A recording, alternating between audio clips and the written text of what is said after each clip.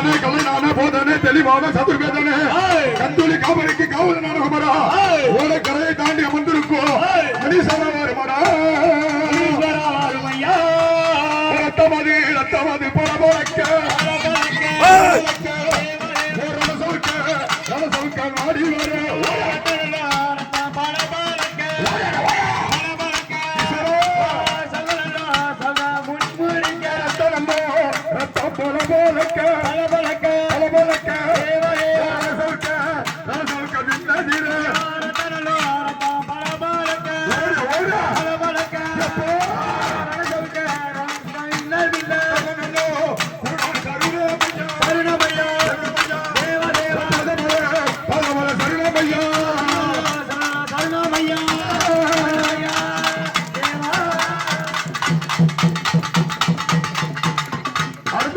யாரை வணங்க வேண்டும் என்றால்